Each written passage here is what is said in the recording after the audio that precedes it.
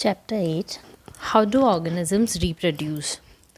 Before we discuss the mechanism by which organisms reproduce, let us ask a more basic question. Why do organisms reproduce? After all, reproduction is not necessary to maintain the life of an individual organism, unlike the essential life processes such as nutrition, respiration, or excretion.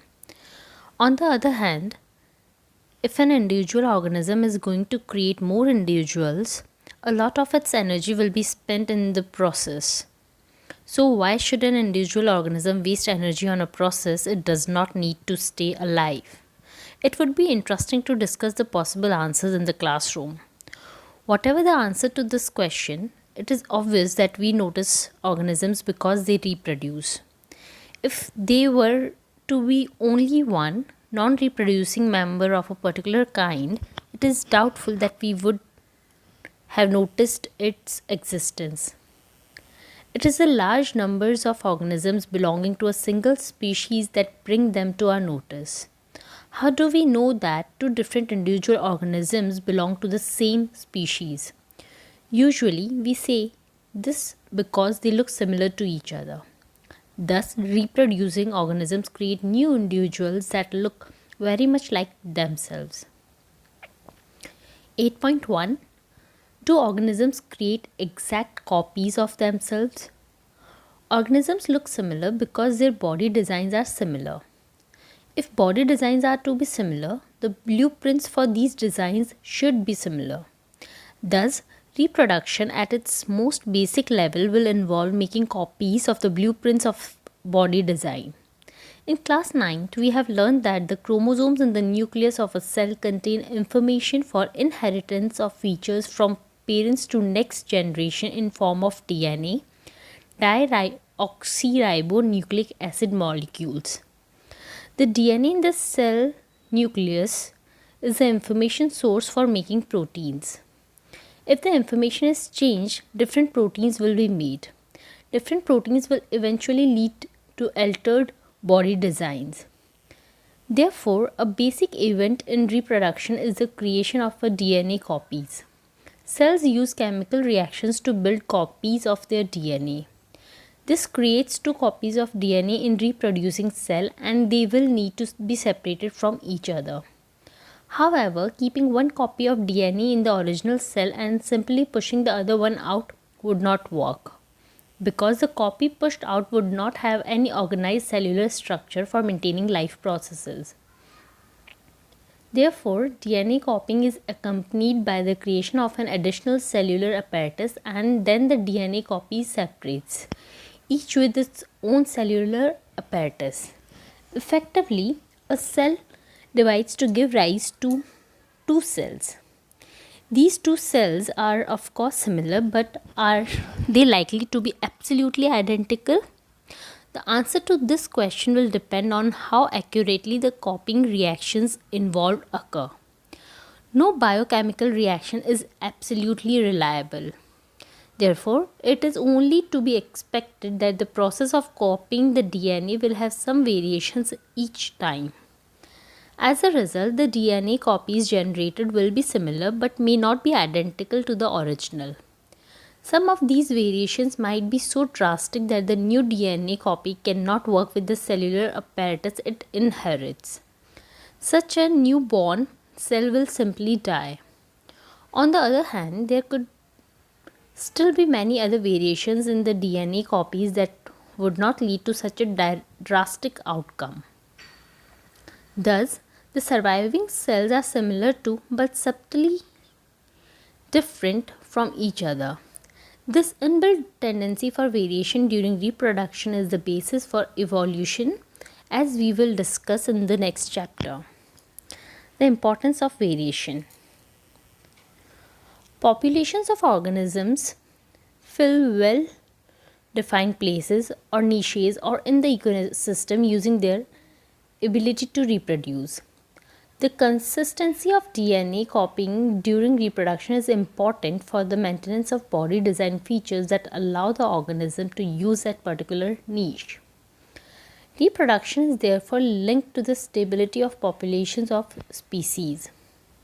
However, niche can change because of the reasons beyond the control of the organisms. Temperatures on Earth can go up or down, water levels can vary, or they could be meteorite hits, to think of a few examples. If a population of reproducing organisms were suited to a particular niche, and if the niche were drastically altered, the population could be wiped out. However, if some variations were to be present in a few individuals in these populations, there would be some chance for them to survive. Thus, if there were a population of bacteria living in a temperate waters, and if the water temperature were to be increased by global warming, most of these bacteria would die, but the few variants resist to heat would survive and grow further. Variation is thus useful for the survival of species over time. Modes of reproduction used by single organisms. Activity 8.1. Dissolve about 10 gram of sugar in 10 ml of water. Take 20 ml of this solution in test tube and add a pinch of yeast granules to it. Put a cotton plug on the mouth of the test tube and keep it in a warm place. After 1 or 2 hours, put a small drop of yeast culture from the test tube on a slide and cover it with a cover slip. Observe the slide under microscope. Activity 8.2. Wet a slice of bread and keep it in a cool, moist and dark place. Observe the surface of the slice with a magnifying glass. Record your observations for a week. Compare and contrast the ways in which yeast grows in the first case and how mold grows in the second. Having discussed the context in which reproductive processes work, let us examine how different organisms actually reproduce. The modes by which various organisms reproduce depend on body design of the organisms.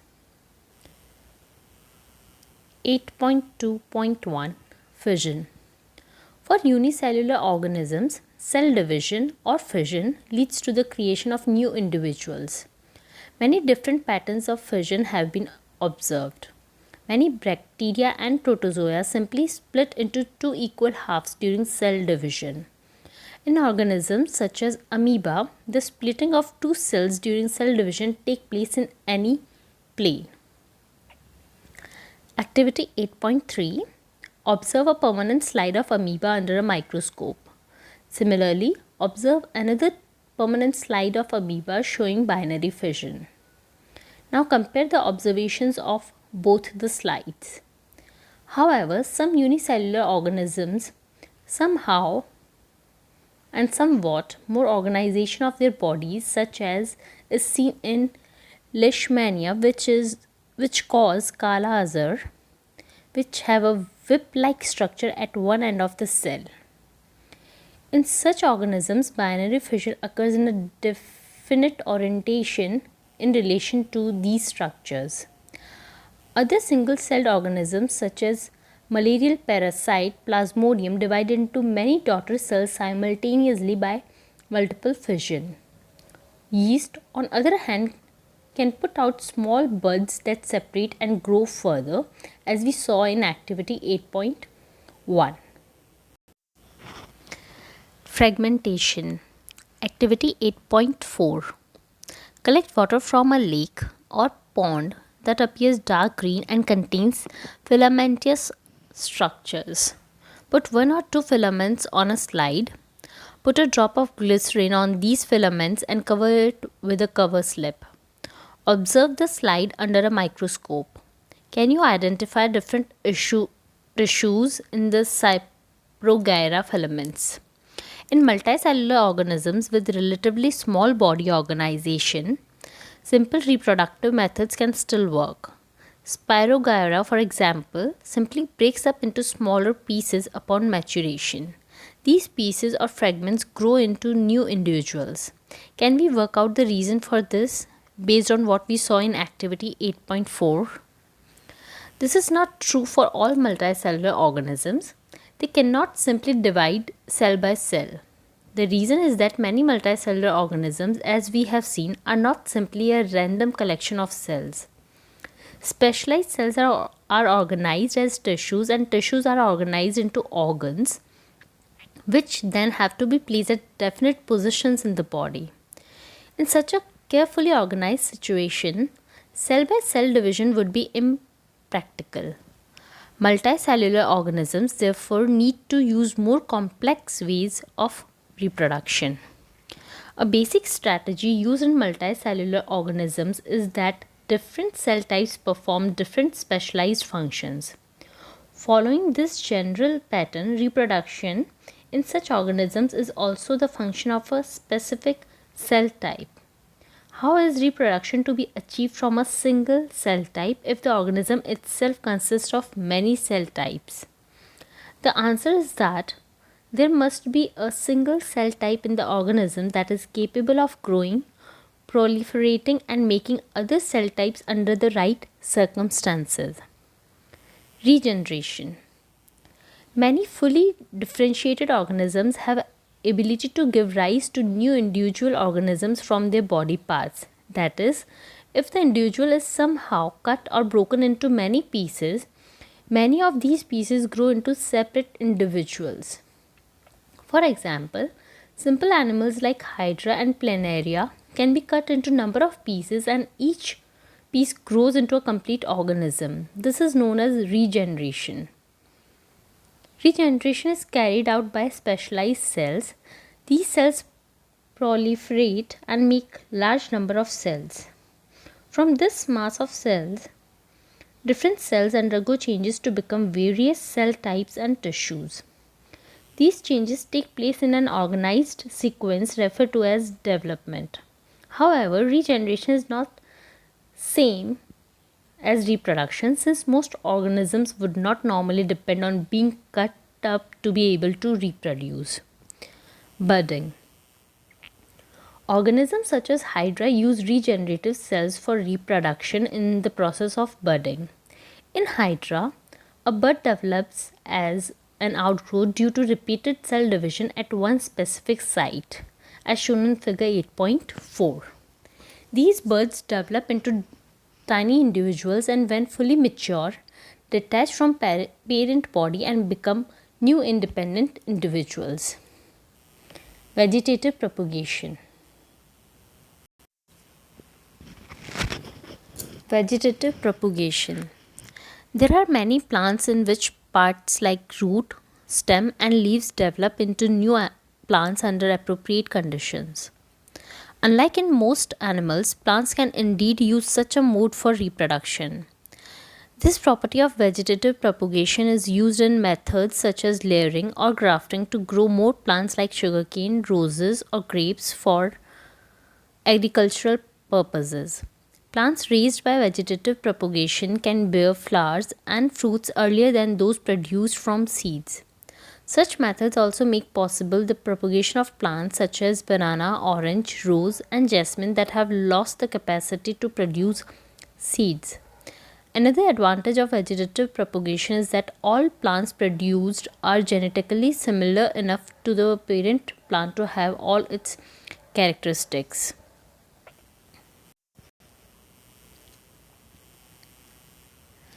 Activity 8.5.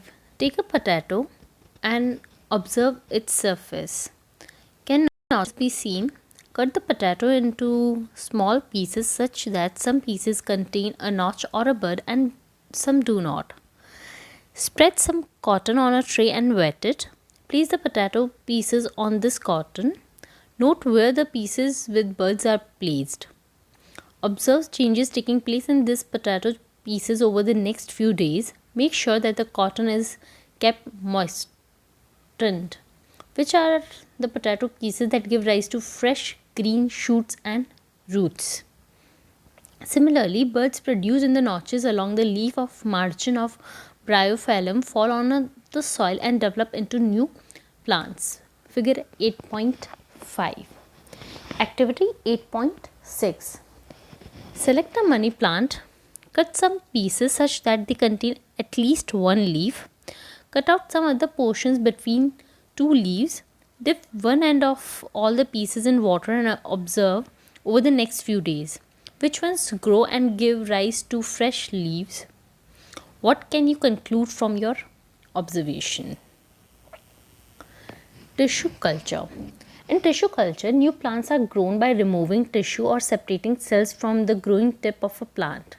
The cells are then placed in an artificial medium where they divide rapidly to form a small group of cells or callus. The callus is transferred to another medium containing hormones for growth and differentiation. The plantlets are then placed in soil so that they can grow into mature plants. Using tissue culture, many plants can be grown from one parent in disease-free conditions. This technique is commonly used for ornamental plants. Spore formation. Even in many simple multicellular organisms, specific reproductive paths can be identified. The thread-like structures that developed on the bread in activity 8.1 above are the hyphae of the bread mold Rhizopus. They are not reproductive parts. On the other hand, the tiny blob on a stick structures are involved in reproduction. The blobs are sporangia, which contain cells or spores that can eventually develop into a new Rhizopus individuals, as shown in figure 8.6. These spores are covered by thick walls that protect them until they come into contact with another moist surface and can begin to grow. All the modes of reproduction that we have discussed so far allow new generations to be created from a single individual. This is known as asexual reproduction. Sexual reproduction. We are also familiar with the modes of reproduction that depend on the involvement of two individuals before a new generation can be created.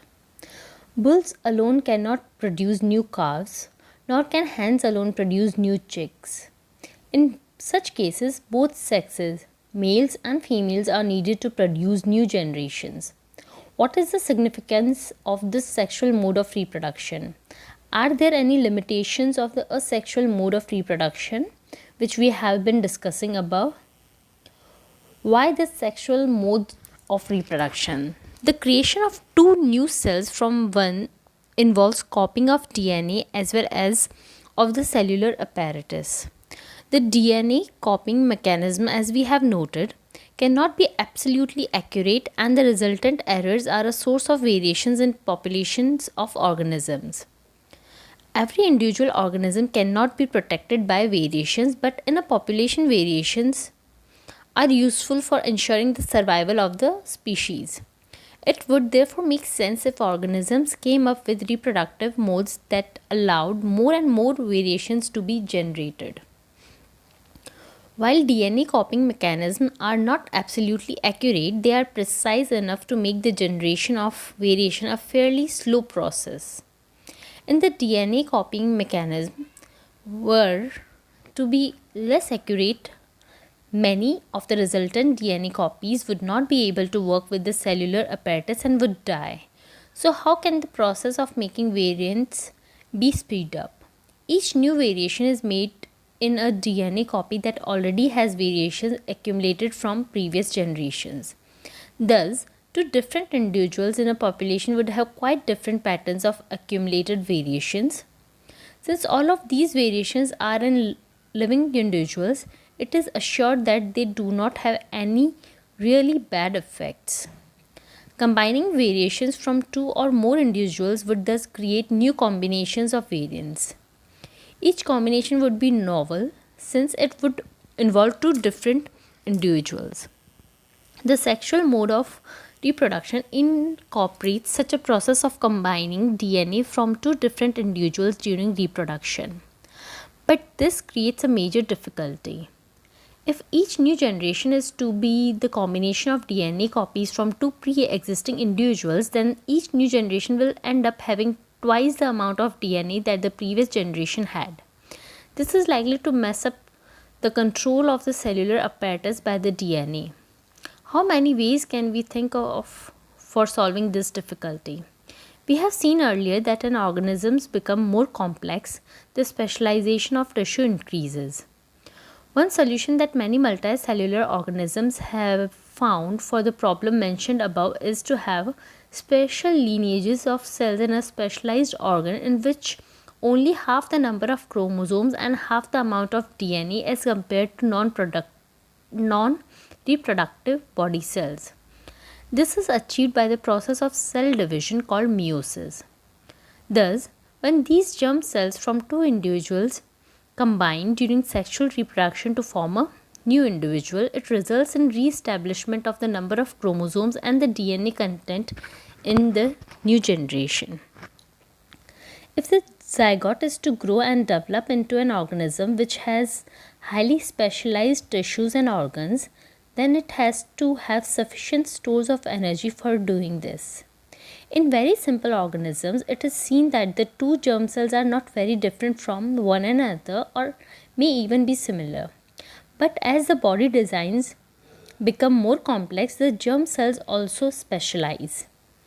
One germ cell is large and contains the food stores, while the other is smaller and likely to be motile. Conventionally, the motile germ cell is called the male gamete, and the germ cell containing the stored food is called the female gamete. We shall see in the next few sections how the need to create these two different types of gametes give rise to differences in the male and female reproductive organs, and in some cases differences in the bodies of male and female organisms. Sexual reproduction in flowering plants. The reproductive parts of angiosperms are located in the flower. You have already studied the different parts of a flower: sepals, petals, stamens, and pistil. Stamens and pistil are reproductive parts of a flower which contain the germ cells. What possible functions could the petals and sepals serve? The flower may be unisexual, papaya, watermelon, when it contains either stamens or pistil, or bisexual, hibiscus, mustard, when it contains both stamens and pistil. Stamen is the male reproductive part and it produces pollen grains that are yellowish in color. You must have seen this yellowish powder that often sticks to our hand if we touch the stamen of a flower. Pistil is present in the center of a flower and is the female reproductive part. It is made up of three parts. The swollen bottom part is the ovary, middle elongated part is the style, and the terminal part, which may be sticky, is the stigma. The ovary contains ovules and each ovule has an egg cell. The male germ cell produced by pollen grain fuses with the female gamete present in the ovule. This fusion of the germ cells or fertilization give us the zygote, which is capable of growing into a new plant. Thus, the pollen needs to be transferred from stamen to the stigma. If this transfer of pollen grains occurs in the same flower, it is referred to as self-pollination. On the other hand, if the pollen is transferred from one flower to another, it is known as cross-pollination. This transfer of pollen from one flower to another is achieved by agents like wind, water, or animals. After the pollen lands on a suitable stigma, it has to reach the female germ cells which are in the ovary. For this, a tube grows out of the pollen grain and travels through style to reach the ovary. After fertilization, the zygote divides several times to form an embryo within the ovule. The ovule develops a tough coat and is gradually converted into a seed.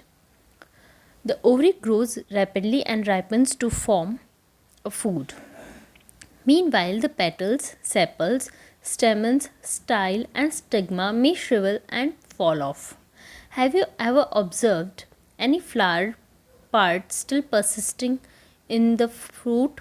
Try and work out the advantages of seed formation for the plant. The seed contains the future plant or embryo which develops into a seedling under appropriate condition. This process is known as germination. Activity 8.7. Soak a few seeds of Bengal gram, chana, and keep them overnight. Drain the excess water and cover the seeds with wet cloth and leave them for a day. Make sure that the seeds do not become dry. Cut open the seeds carefully and observe the different parts. Compare your observations with figure 8.9 and see if you can identify all the parts. 8.3.3 Reproduction in human beings. So far, we have been discussing the variety of modes that different species use for reproduction. Let us now look at the species that we are most interested in, namely humans. Humans use a sexual mode of reproduction. How does this process work? Let us begin at an apparently unrelated point. All of us know that our bodies change as we become older.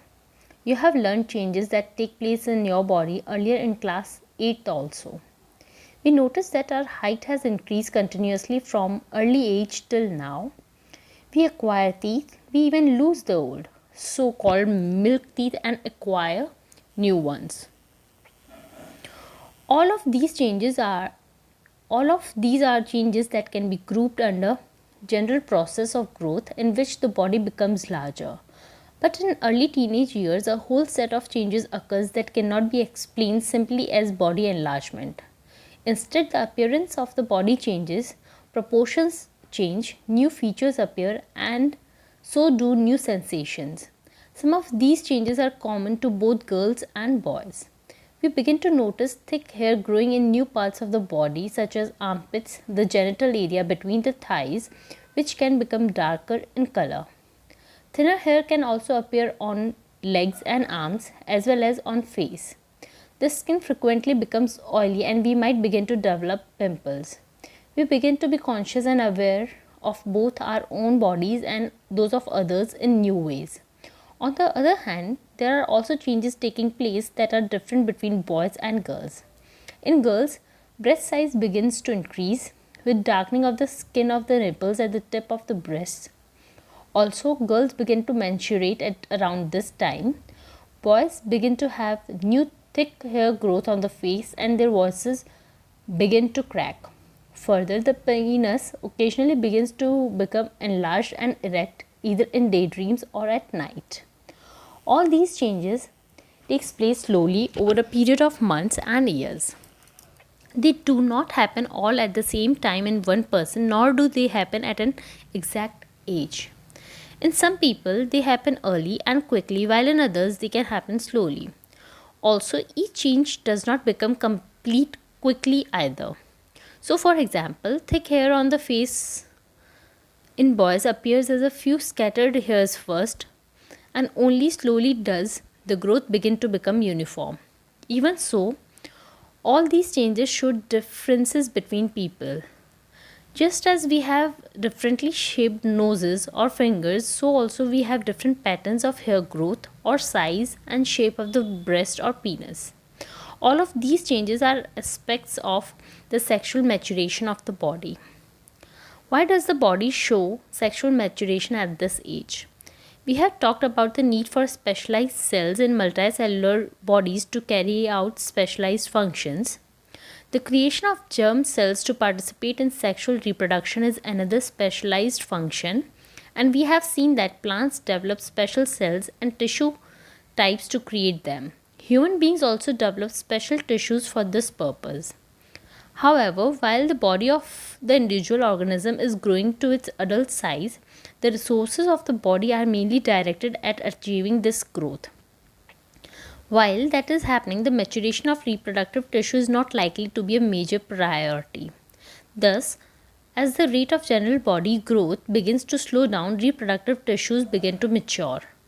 This period during adolescence is called puberty.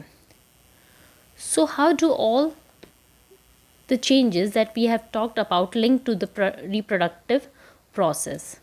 We must remember that sexual mode of reproduction means the germ cells from two individuals have to join together. This can happen by the external release of germ cells from the body of individuals, as happens in flowering plants. Or it can happen by two individuals joining their bodies together for internal transfer of germ cells for fusion, as happens in many animals. If animals are to participate in the process of mating, their state of sexual maturity must be identifiable by other individuals. Many changes during puberty, such as new hair growth patterns, are signals that sexual maturation is taking place. On the other hand, the actual transfer of germ cells between two people needs special organs for the sexual act, such as the penis when it is capable of becoming erect. In mammals, such as humans, the baby is carried in mother's body for a long period and will be breastfed later. The reproductive organs and breast will need to mature to accommodate these possibilities. Let us look at the systems involved in the process of sexual reproduction. Male reproductive system. The male reproductive system, as shown in figure 8.10, consists of portions which produce the germ cells and other portions that deliver the germ cells to the site of fertilization. The formation of germ cells or sperms take place in the testes. These are located outside the abdominal cavity in scrotum because sperm formation requires a lower temperature than the normal body temperature. We have discussed the role of the testes in secretion of the hormone testosterone in the previous chapter. In addition to regulating the formation of sperms, testosterone brings about the changes in appearances seen in boys at the time of puberty. The sperms formed are delivered through the vas deferens, which unites with the tube coming from the urinary bladder. The urethra thus forms a common passage for both the sperms and urine. Along the path of the vas deferens, glands like the prostate and seminal vesicles add their secretions so that the sperms are now in a fluid which makes their transport easier, and this fluid also provides nutrition. The sperms are tiny bodies that consist of mainly genetic material and a long tail that helps them to move towards the female germ cell. Female reproductive system. The female germ cells or eggs are made in ovaries. These are also responsible for the production of some hormones. Look at figure 8.11 and identify the various organs in the female reproductive system. When a girl is born, the ovaries already contain thousands of immature eggs. On reaching puberty, some of these start maturing. One egg is produced every month by one of the ovaries. The egg is carried from ovary to the womb through a thin oviduct or fallopian tube. The two oviducts unite into an elastic bag-like structure known as the uterus. The uterus opens into the vagina through the cervix. Sperms enter through vaginal passage during sexual intercourse. They travel upwards and reach the oviduct where they may encounter the egg.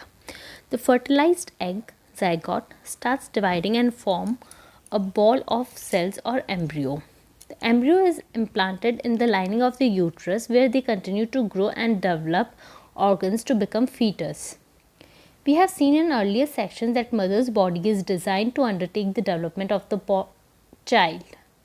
Hence, the uterus prepares itself every month to receive and nurture the growing embryo. The lining and thickens is richly supplied with blood to nourish the growing embryo. The embryo gets nutrition from mother's blood with the help of special tissue called placenta. This is a disc which is embedded in the uterine wall. It contains villi on the embryo's side of the tissue. On the mother's side are blood spaces which surround the villi. This provides a large surface area for glucose and oxygen to pass from mother to the embryo. The developing embryo will also generate waste substances which can be removed by transferring them into mother's blood through placenta. The development of child inside the mother's body takes approximately 9 months. The child is born as a result of rhythmic contraction of muscles in the uterus. What happens when the egg is not fertilized? If the egg is not fertilized, it lives for about 1 day. Since the ovary releases one egg every month, the uterus also prepares itself every month to receive a fertilized egg. Thus, its lining becomes thick and spongy. This would be required for nourishing the embryo if fertilization had taken place. Now, however, this lining is not needed any longer, So the lining slowly breaks down and comes out through the vagina as blood and mucus. This cycle takes place roughly every month and is known as menstruation. It usually lasts for about 2 to 8 days. Reproductive health. As we have seen, the sexual maturation is gradual and takes place while general body growth is still going on. Therefore, some degree of sexual maturation does not necessarily mean that the body or the mind is ready for sexual acts or having or bringing up the children. How do we decide if the body or mind is ready for this major responsibility? All of us are under many different kinds of pressures about these issues. There can be pressure from our friends for participating in many activities whether we really want to or not. There can be pressure from families to get married and start having children. There can be pressure from government agencies to avoid having children. In this situation, making choices can become very difficult. We must also consider the possible health consequences of having sex. We have discussed in class 9 that disease can be transmitted from one person to another in variety of ways.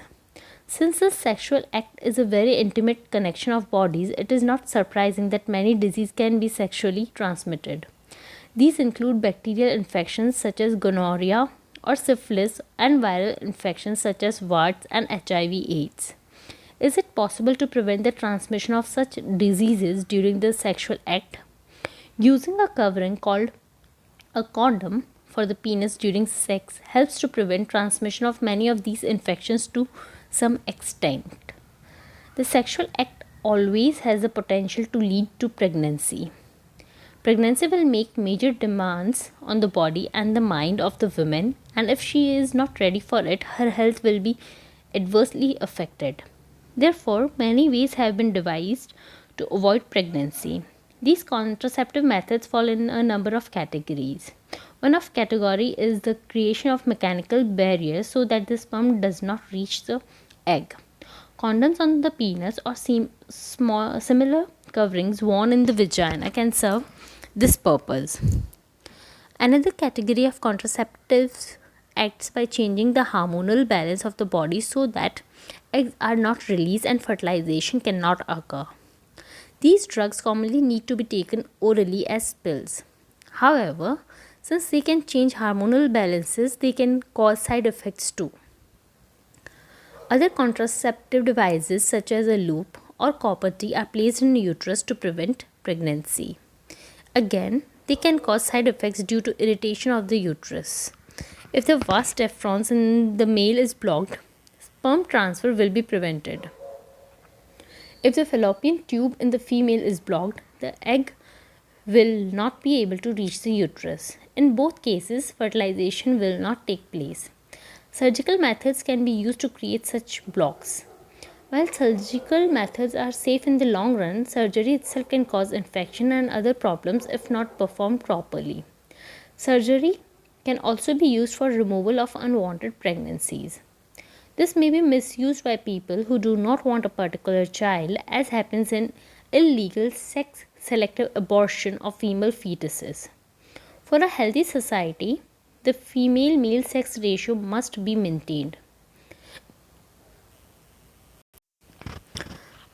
Because of reckless female feticides, child sex ratio is declining at an alarming rate in some sections of our society, although prenatal sex determination have been prohibited by law. We have noted earlier that reproduction is the process by which organisms increase their populations. The rates of birth and death in a given population will determine its size. The size of population is the cause for concern for many people. This is because an expanding population makes it harder to improve everybody's standard of living. However, if inequality in society is the main reason for poor standards of living for many people, the size of population is relatively unimportant. If we look around us, what can we identify as the most important reason or reasons for poor living standards? What you have learned. Reproduction, unlike other life processes, is not essential to maintain the life of an individual organism. Reproduction involves creation of DNA copy and additional cellular apparatus by the cell involved in the process. Various organisms use different modes of reproduction depending on their body design. In fission, many bacteria and protozoa simply divide into two or more daughter cells.